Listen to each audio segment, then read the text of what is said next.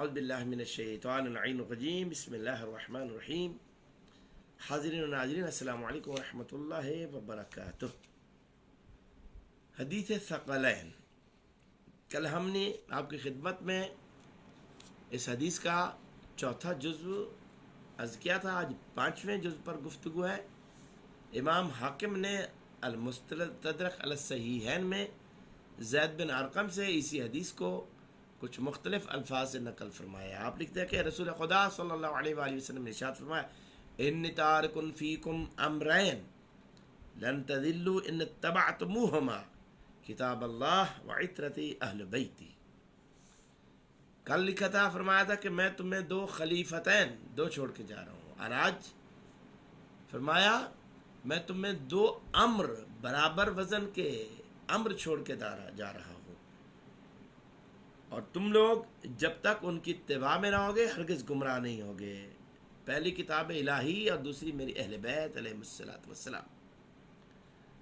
اور اس کے بارے میں رسول خدا صلی اللہ علیہ وآلہ وسلم نے جو ارشاد فرمایا ہے، اس حدیث کی تصریح اور تشریح میں حضرت امام ابن حجر مکی اپنی الصواحق المحرقہ میں رقم تراز ہے. یہ کہ یہ الفاظ اہل بیت کی اطاعت اور اتباع کے واجب ہونے پر دلالت کرتے ہیں. یہ توجہ کیجیے کہ دوستان گرامی، امام ابن حجر مکی کے فرماتے ہیں کہ یہ الفاظ ان تارک فیکم امرین، رسول خدا صلی اللہ علیہ وآلہ وسلم نے فرمایا کہ 2 امر میں تمہارے درمیان چھوڑ کے جا رہا ہوں. ان اتبعتموہما، اگر تم ان دونوں کی اتباع میں رہو گے تو گویا کہ ان کی اتباع واجب ہے تم پر، چونکہ جب ان کی اتباع تمہیں گمراہی سے محفوظ رکھے گی تو گویا گمراہی سے بچنا مومن کے لیے، مسلمان کے لیے واجب ہے. وہ فرماتے ہیں کہ اس کو پر امر وجوب دلالت کرتا ہے. اور امام طبرانی نے بھی معجم کبیر میں اور ابو طفیل اور زید بن ارقم سے یہی حدیث ان الفاظ کے ساتھ نقل کی ہے. فلا تقدموہما فتہلکوا ولا تقصروا عنہما فتہلکوا ولا تعلموہما فانہما اعلم منکم.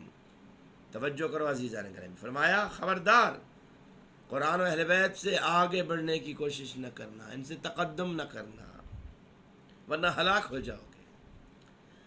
اور آگے فرمایا ولا تقصروا عنہما، فرمایا ان دونوں کے مقام کو کبھی نیچا کرنے کی کوشش نہ کرنا. آج ملا اس کوشش میں لگا ہوا ہوتا ہے کہ اہل بیت علیہ الصلوۃ والسلام کو گھٹایا جائے، ان کو کم کر کے پیش کیا جائے، جبکہ رسول خدا نے اور امام ائمہ اور محدثین اہل سنت نے اس بات کو وضاحت اور صراحت کے ساتھ بیان فرمایا کہ ان کی تقصیر کرنے کو خدا نے منع کیا ہے. رسول خدا صلی اللہ علیہ وسلم نے فرمایا ان کو کبھی نیچا کرنے کی کوشش نہ کرنا ورنہ تباہ و برباد ہو جاؤ گے.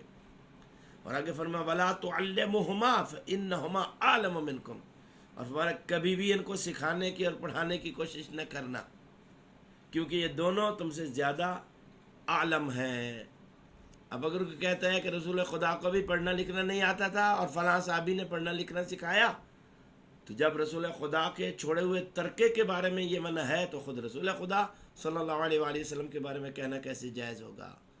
تو عزیزان گرامی، ہم انشاءاللہ العزیز ان حدیث مقدسہ پر سلسلہ ہماری گفتگو کا جاری رہے گا، چونکہ ہم چاہتے ہیں کہ روز 3 سے 4 منٹ کی گفتگو آپ کے ساتھ کی جائے تاکہ ہر بندے کے لیے سننے میں اور اس کے سمجھنے میں آسانی ہو. میری دعا ہے کہ اللہ تعالیٰ بحق محمد و اہل بیت محمد علیہ الصلوۃ والسلام ہمیں صحیح معنوں میں رسول خدا صلی اللہ علیہ وآلہ وسلم کے فرامین پر عمل کی توفیق عطا فرمائے.